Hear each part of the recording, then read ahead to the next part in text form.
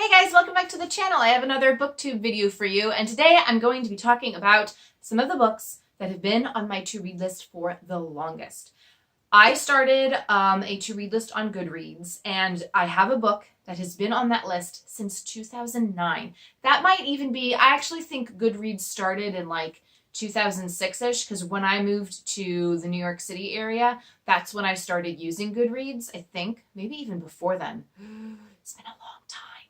Anyway, so the longest book that is still on my to-read list is from 2009. And most of these books I can't find at my local library. So the problem is, if I want to get a book from the library to read it first before I decide if I like it enough to buy it, I can't do it because these books aren't at my library. Some of the books that have been on my list I did receive as gifts for Christmas about 2 years ago, I think. So I actually have two of those books that are still sitting in my to-read pile. I'll show you those in a second. So this is going to be kind of a long list because it spans 2009 to 2010.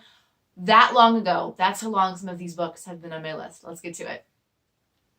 So the first book is Don't Swallow Your Gum, and the subtitle is Myths, Truths, Half-Truths, and Outright Lies About Your Body and Health. And this is a book that was written by two doctors.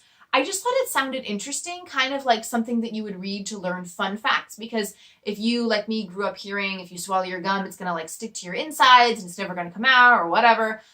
Apparently that's not true. I don't know what is true, what really does happen to gum. I'm sure it just disintegrates with your stomach acid. Stomach acid's pretty powerful, right? But I just really wanted to read the book to find out what these myths are and learn some fun things. So hopefully someday I will read this book. That's been on my to-read list since 2009. The next book, which has been on my to-read list since 2010, is The Anthologist by Nicholas Baker. It was actually published in 2009. I'm sure I read about it in a magazine. That's where I get a lot of my book ideas, or where I find most of my books that I want to add to my to-read list. And it's about a guy, his name is Paul Chowder. This is supposed to be the first in a series. I have no idea if there actually are other books in this series, but this is supposed to be the first one. And he's putting together an anthology of poetry.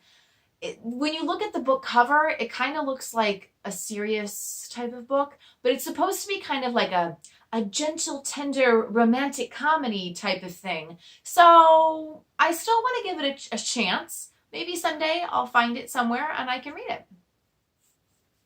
Another book that has been on my list since 2010 was actually published in 1992. It's Zen and the Art of Writing by Ray Bradbury. I think I was going through a time period in 2010 where I was looking for books that would be inspiring to help writers. And this was one of the ones that was recommended. It might have even been recommended by Stephen King in like a magazine article or something. So basically, if you are an aspiring writer or you are a writer, you need some inspiration, this is definitely a recommended to read. I just can't find it at my library. You'd think that a library would have a book on writing. I don't know. Maybe I'll have to buy it.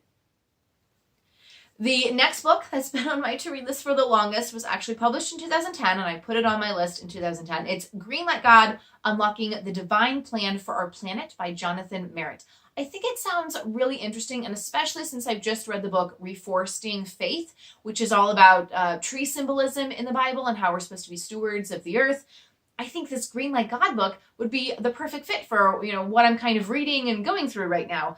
It's, kind of taking you through the Bible and what the Bible says about environmental problems, because even if you have read the Bible, as I have, you probably didn't know that there's stuff about environmental problems in the Bible. So I like that. I like the idea of this book, and I still really, really want to read it, especially because I don't think you can be, me personally, I don't think you can be a Christian and be like anti-green. And I think it's really important that we take care of the planet that we have, because it was given to us to take care of, not to just, pollute it and gross stuff like that. So I think that's the message of this book. I have another book from 2010, Sing Me to Sleep by Angela Morrison. I went back and reread the description of this book, and I'm not sure if it's supposed to be young adult or not.